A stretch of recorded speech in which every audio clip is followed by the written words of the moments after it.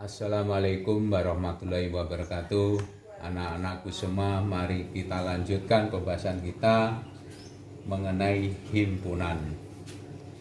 Sebelum kita menginjak pada himpunan, kita harus ngerti dulu atau pengertian dasar daripada himpunan. Dalam kehidupan sehari-hari, kita mengenal suku Jawa, suku Madura, suku Batak, dan lain-lainnya. Itu semua merupakan kelompok, kumpulan atau gerombolan. Dalam matematika dikenal dengan istilah himpunan. Namun tidak semua kumpulan termasuk himpunan, sehingga yang dimaksud dengan himpunan dapat dipertegas, yaitu kumpulan atau kelompok benda atau objek yang telah terdefinisi dengan jelas. Contoh misalnya, 1. Kumpulan binatang berkaki 4. Binatang berkaki 4. Ya, sehingga yang dimaksud kumpulan binatang berkaki 4 itu yang termasuk hewan yang berkaki 4. Misalnya seperti sapi, ya, seperti gajah, itu termasuk dalam kumpulan binatang berkaki 4. Yang kedua, kumpulan siswa laki-laki misalnya ini.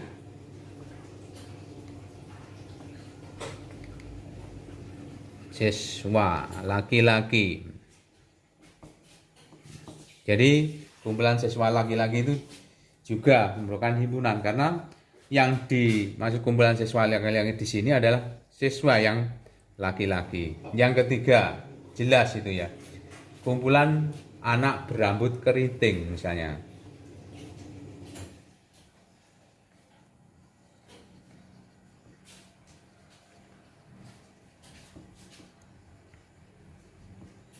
Nah, jadi kumpulan anak berambut keriting itu juga termasuk himpunan.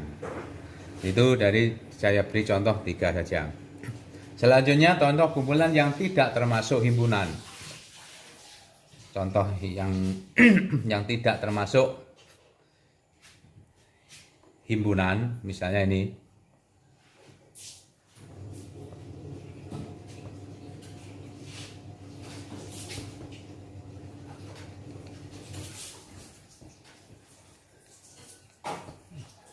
Satu, kumpulan anak-anak yang pandai, misalnya ini.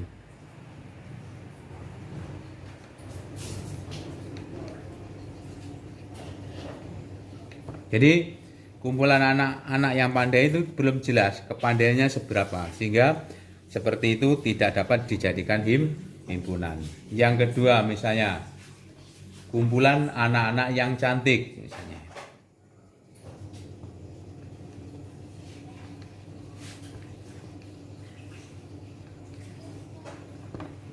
Dimana juga kumpulan anak yang cantik. Jadi cantik itu tiap orang memandangnya itu relatif. Ada seseorang mengatakan cantik, orang yang lain tidak. Yang ketiga, kumpulan makanan enak misalnya ini.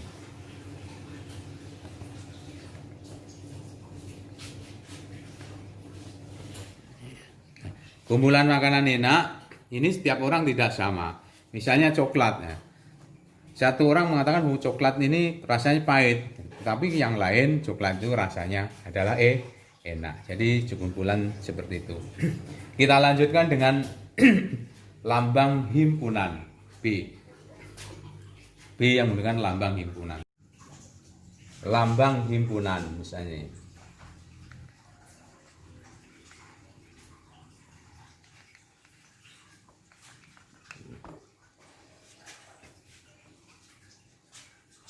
Suatu himpunan dinyatakan dengan huruf kapital seperti A, B, C, D, huruf kapital misalnya himpunan pakai ini. Misalnya A, B, C, D, dan seterusnya. Apabila objek atau anggota atau elemen berupa huruf, maka objek tersebut ditulis dengan huruf kecil. Contohnya seperti ini.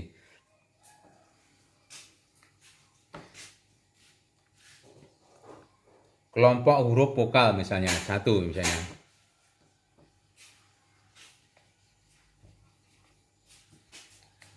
Huruf vokal. Misalnya huruf vokalnya, misalnya ini. A, I, U, E, O. Jika kalau kita tulis ke dalam bentuk himpunan, misalnya seperti ini. V sama dengan kurung kurawal A, I, U, E, O.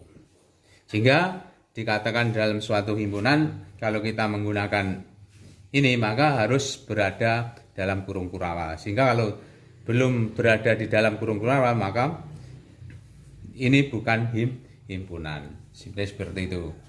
Misalnya kelompok bilangan prima, misalnya 2 ya.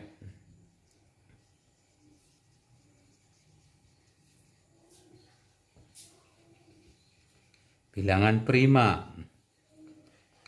Misalnya bilangan prima dimulai dari 2, 3, 5, 7, 11 dan seterusnya. Misalnya situ. Sehingga kalau kita buat dalam bentuk himpunan, P sama dengan kurung kurawal misalnya 2, 3, 5, 7, 11. Itu kalau kita menggunakan kurung kurawal. Sehingga ini 2 satu-satunya bilangan prima yang genap adalah 2. Kita lanjutkan dengan anggota himpunan.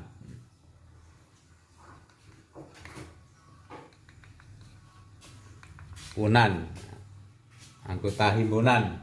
Jika biasanya kita anotasikan dengan ini. Elemen. Elemen. Contoh misalnya seperti ini. A mempunyai anggota seperti A, I, U, E, O. Sehingga dari sini kalau kita tulis A anggota himpunan dari A besar, I anggota himpunan dari A, U anggota himpunan dari A, seperti itu. E anggota himpunan dari A, O anggota himpunan dari A. Apakah misalnya di sini B anggota himpunan dari A? Jawabnya gimana? Bukan. Sehingga kalau bukan kita coret seperti ini. Bukan. Sehingga yang menjadi anggota himpunan A adalah A anggota himpunan A, I anggota himpunan A, U anggota himpunan A, dan seterusnya. Contoh lagi misalnya ini. P misalnya 2, 3, 5, 7, 11. Jika 2 anggota himpunan atau elemen dari P, 3 elemen dari P atau elemen atau anggota dari P, 5 elemen dari P, 7 elemen dari P, 11 anggota himpunan dari P. Jadi elemen itu sama dengan anggota himpunan. Apakah 10 itu termasuk anggota himpunan dari P? Tidak, karena dalam nilai 10 kan tidak ada dalam anggota P. Sehingga ini ditulis dicoret seperti itu. Nah, dari pengertian di atas maka dapat kita simpulkan ya, jika X merupakan, misalnya merupakan anggota A, maka X elemen dari A. Ini kesimpulan yang pertama. Kesimpulan yang kedua, jika X bukan anggota dari A, gitu. Maka X bukan elemen dari, nah, jadi bedanya itu. Kalau anggota itu tetap, kalau bukan dicorek. Seperti itu. Terus bagaimana mengetahui banyaknya anggota suatu himpunan? Kita untuk mengetahui banyaknya anggota suatu himpunan dengan cara mencacah anggotanya. Sehingga mencacah banyaknya anggota suatu himpunan itu dapat dinotasikan dari banyaknya anggota suatu himpunan. Anggota suatu himpunan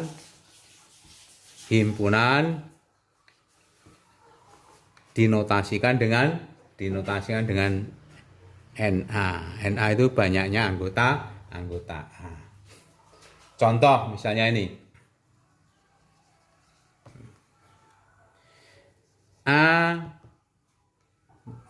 mesti anggotanya A ya. 1, 2, 3, 4, 5. Sehingga berapa banyaknya anggota A? Maka dapat ditulis N A sama dengan kita hitung 1, 2, 3, 4, 5. Banyaknya anggota A adalah 5. Contoh kedua misalnya. Ini contoh 1, ini 2. B misalnya bilangan ganjil misalnya.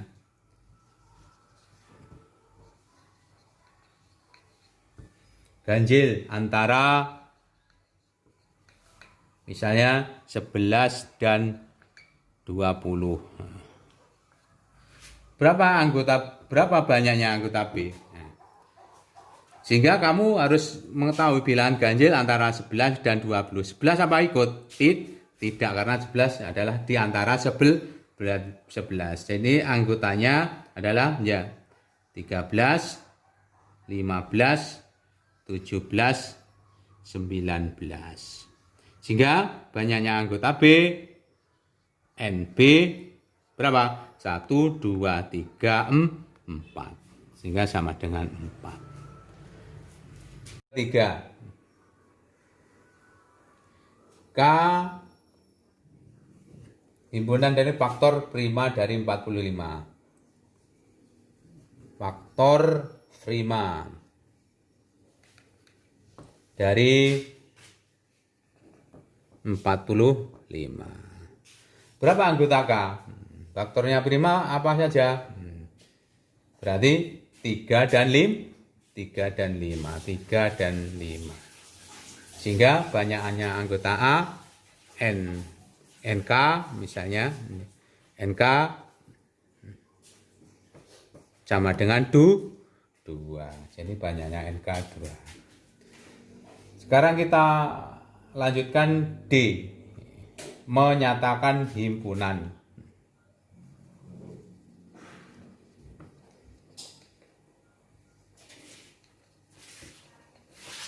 Menyatakan himpunan. Suatu himpunan dapat dinyatakan dalam bentuk ya, misalnya dalam bentuk 1 kata-kata, misalnya dalam bentuk 1, misalnya kata-kata, biasanya kata-kata atau metode deskripsi.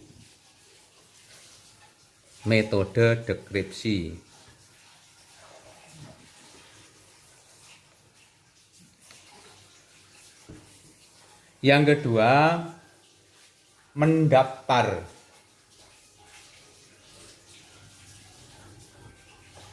Itu sama dengan metode tabulasi. Tabulasi atau roster ya. Roster. Yang ketiga,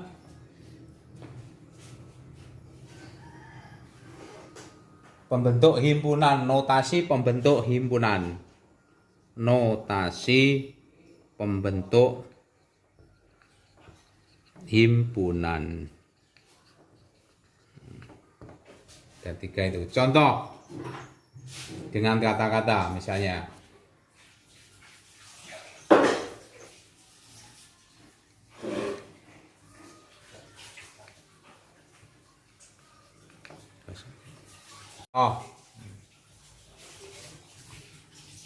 Dengan kata-kata atau dengan deskripsi. Contoh dengan kata-kata atau deskripsi, syarat keanggotaannya ini harus disebutkan dengan jelas agar objek yang tidak memenuhi syarat tidak bisa masuk dalam himpunan tersebut. Misalnya 1, R adalah himpunan. R adalah himpunan nama hari dalam seminggu. Hari dalam seminggu misalnya. Yang hurufnya diawali dengan S. Yang hurufnya diawali S. Sehingga R anggotanya apa saja? R anggotanya adalah Senin, Selasa, terus apa? Sabtu. Jadi ini hanya 3 ini, yang lain tidak dapat masuk. Sehingga R adalah himpunan nama hari dalam seminggu yang hurufnya diawali dengan S. Jadi hanya Senin, Selasa, dan Sabtu. Sehingga ada 3 anggota. Yang kedua, contoh yang kedua. A adalah himpunan bilangan ganjil. A adalah himpunan bilangan ganjil yang antara 1 dan 10. Jelas ini juga. Sehingga A anggotanya berapa? Anggotanya adalah 3, 5, 7, 9. Sehingga anggotanya ada 4. Itu kita dapat menggunakan dengan kata-kata. Contoh 2. Yang tadi 1, contoh kedua yang menggunakan mendaftar gitu. Dengan cara mendaftar. Mendaftar. Atau yang disebut dengan tabulasi atau roster. Cara mendaftar ini syarat anggota himpunan ditulis dalam kurung kurawal dan anggota-anggota satu dengan lainnya dipisahkan oleh tanda koma. Contohnya seperti ini. A sama dengan misalnya ini 1, 3, 5, 7. Dengan cara mendaftar. Menyatakan himpunan dari 4 bilangan ganjil yang pertama secara tabulasi. Ini 4 bilangan ganjil yang pertama secara tabulasi. Cara mendaftar seperti itu. Misalnya yang B, misalnya ya Januari, terus Juli, terus Juni. Nah, ini menyatakan himpunan nama bulan dengan huruf awal J. Kan jelas nih, himpunan awal J. Dengan cara misalnya dengan menggunakan tabulasi. Misalnya ada lagi misalnya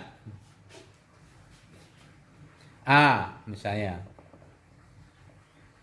2, terus 4, 6, 8 dan seterusnya. Ini dengan cara tabulasi, misalnya huruf genap, awal huruf genap dengan cara tabulasi. Tapi masih ada seterusnya karena ada tanda titik-titik dan seterusnya. Contoh yang ketiga. Dengan notasi pembentuk himpunan. Notasi pembentuk himpunan.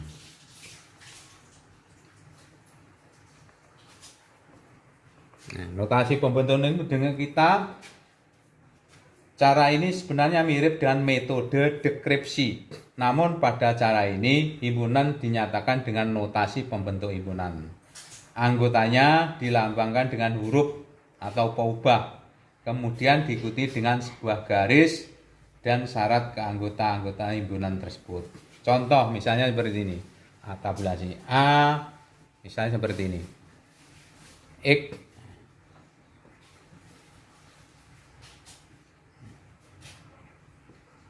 X elemen misalnya himpunan bilangan ganjil. Bil ganjil. Terus gimana cara membacanya? Cara membacanya adalah A adalah himpunan dengan anggota X. A adalah himpunan dengan anggota X. Mesti kalau kita tulis misalnya A adalah himpunan dengan anggota X, di mana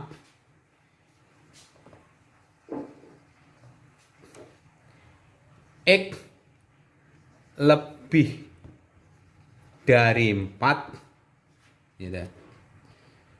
X lebih dari 4 dan X elemen bilangan ganjil. Jadi membacanya seperti itu. A adalah himpunan anggota X, gitu.